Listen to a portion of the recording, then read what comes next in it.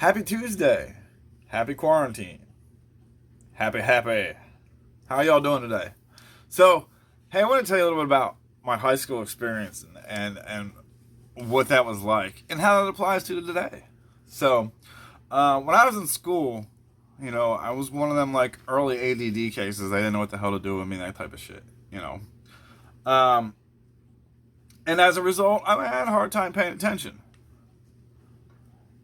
And then as a result of that, when it came time to do math, like, I didn't have a fucking clue what was going on, right? I am terrible at math. To this day, I'm terrible at math. I try and I try and I try. I just don't got the numbers game down, right?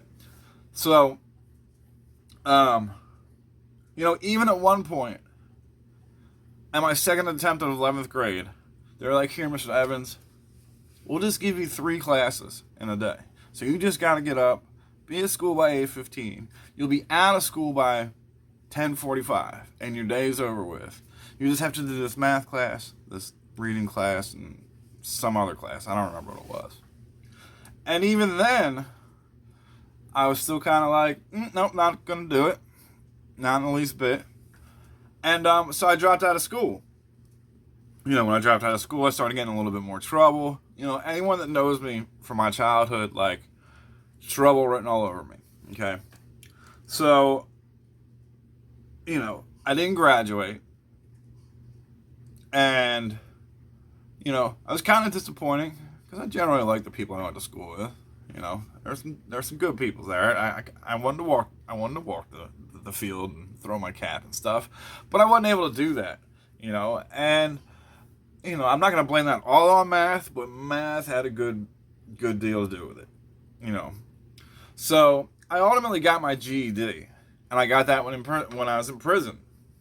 So for the second time this week, I can say, man, thank God I went to prison. Oh boy. I probably shouldn't have gone so many times, but hey, some good did come out of it. So, here's the thing. When I took my GED, alright, GED is set up like the HSPTs to the SATs. Same thing. Fill in your little dots, So I did the science, history, reading, comprehension, and, write the little paragraph. Like, I did great on those 4 things. But then came the math test, and I knew I was going to have a lot of problems. No matter how I studied, I still just don't get this shit, right? So, as a result, I Christmas treed the math section of the GED, right? And for people that don't know what Christmas treeing is, or what that means is, you just fill the dots in. You, take an educated guess, and doop, fill them in. And you know what? I passed by 2 points. I think that you had to have like a 45, and I got a 47. Like, it was bigger than a Christmas miracle. Okay? So, I got my education, right? So when you graduate high school in New Jersey, they have this thing called the HSPT, and it's the high school proficiency test, right? And it's similar to the SAT, and you have to take it alongside with the SAT, right? So the state of New Jersey knew how bad I was at math, okay?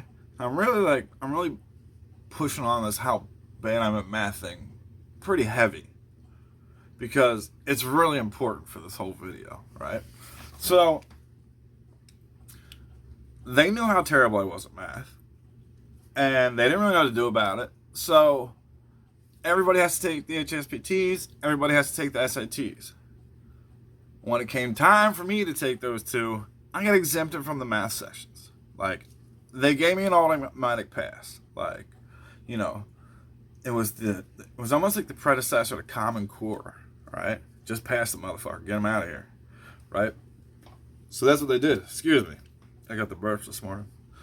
So I got exempt from having to do any of the math sections on either one of those tests. Now, needless to say, I never went to college, never did anything like that, moved on with my life, okay? So here it is, like, I don't know, 28 years later or something. Not sure how long ago that was. It's a long time now. And I see in the paper that we are number one for COVID infections. The United States is number one. Well, first off, I'd like to say, good job, United States, because we want to be number one in everything. Go U.S. And I know that's not very funny because of the amount of people that have died as a result of this. But the amount of people that have died is very important to our placement on whether we're actually number one or not. So, there's these things called numerators and denominators and percentages, and I don't really know what those things mean, but I'm trying to break it down for you the best I can. Okay. So, as of this morning, okay, got my trusty notes right here. We have 165,000 cases in the United States. So yes, we are number one. And then we have 3,200 deaths as a result. So, that right there shows a 2% death rate in the cases that we have in this country. Okay? Now, let's look at the countries that are bigger than us, or larger than us. Okay? Because there's only two countries that are larger population-wise than the United States. And those two are China and India. So, though many of us like to say we love China because, I don't know why they say it, because it's the liberal thing to say.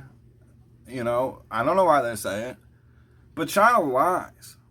China is constitutionally incapable of being honest. There are such unfortunates. That's an AA reference. AANA. So, but they're not honest in their reporting. Matter of fact, they're so dishonest that when they had their first case back around November 15th, and when Xi Jinping was told, you know, he didn't say anything about it. He didn't tell any other world leaders. He actually wrapped it up tight so nobody would know, to see if they get this thing to die off without much world attention. Well, as you see, that didn't work. You know, so they have a track record of this type of dishonesty. Okay, so that's the most populated country. The second most populated country is India. Okay, India is a country where they're okay with 2,000 some odd people being killed by tigers every year. Tiger deaths. They have 2,000 tiger deaths. How's that relevant? I don't really know. It's just a funny fact, right? So, but they're not an ultra organized government as far as big countries go. They just don't seem real organized.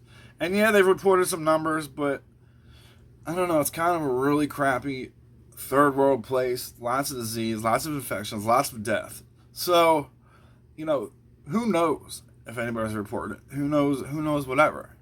And then there's the United States. Okay? So, though we're number one in cases, we're actually 23rd in the world to death rates, right? So there's 22 countries in front of us, because there's this thing called per capita. How many people are dying per amount of cases, per the amount of people in the area, okay? So, as a result of the real numbers, of the real statistics that actually mean something, we're 23rd, okay? To say we're number one because we have the most cases, that's true. You know what I mean?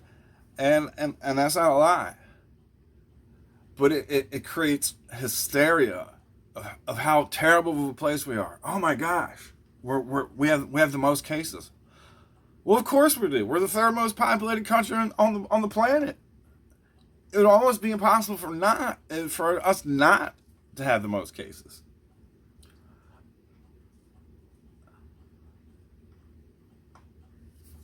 So, we have a 2% death rate in this country when it comes to this virus. And granted, if all 350 million of us got it, like, that would be devastating, okay?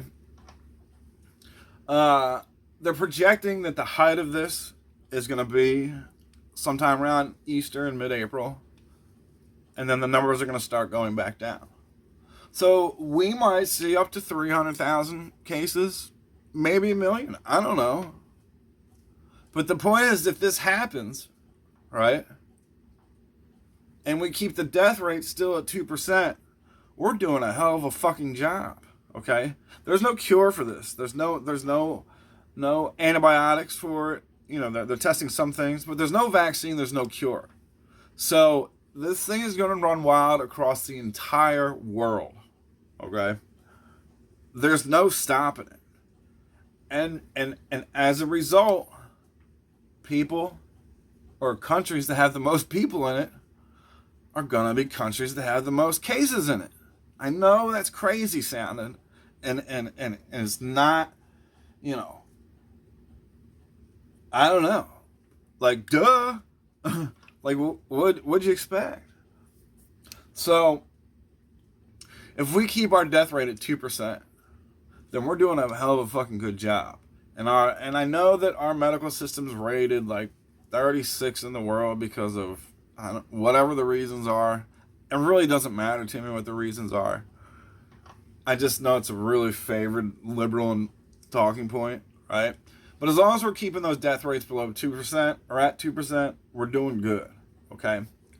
Now, if you look at these other countries, and I provided a link below to where I got all this information from, right?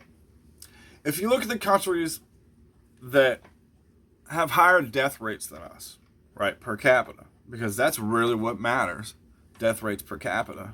Don't let anybody tell you anything else, because that's what matters, death rate per capita, okay? So if you look at a lot of these other countries, Spain, Italy, Norway, or Switzerland, you know, if you look at any of these countries, their healthcare system are nationalized healthcare systems. So what I'm wondering is, you know, supposedly national healthcare is the better route to go. So if that's the better route to go, why are so many people dying in those countries that have nationalized medicine? That's food for thought, for real. I had to make this video because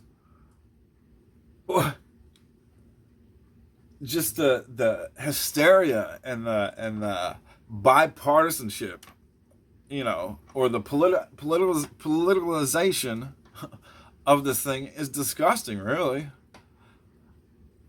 I saw a meme this morning that said, "Thanks, Donald Trump, for making us the most infected country in the world." If your grandmother was the president, if your grandma was the president, we would still be the most infected country in the world. Because that's the numbers. That's what happens when there's an uncurable virus going around. I know you guys are smarter than this. Stop feeding into the hysteria of these major news medias. Look at the facts. I got a link below, and I'm going to find a couple more. You know what I mean? But I found like the simplest one to just list it straight out. Who has the most cases, who has the most deaths, and what those percentages are. And you should be happy that we're not in a country that is, one, has a nationalized medical program, and two, some type of dictatorship. Because that's some terrible places to be. So, anyway, this video has turned out to be a little longer than I wanted. I got some snot to poke. And, you know, I'm going to go outside and go for a walk. The sun's out. Sun's out, guns out. Yeah. Hey, y'all have a good day. Thanks for listening. Keep smiling. And what is it? Stay clean. Good hygiene. Love thou quarantine. Hey, you guys have a great day. And thanks.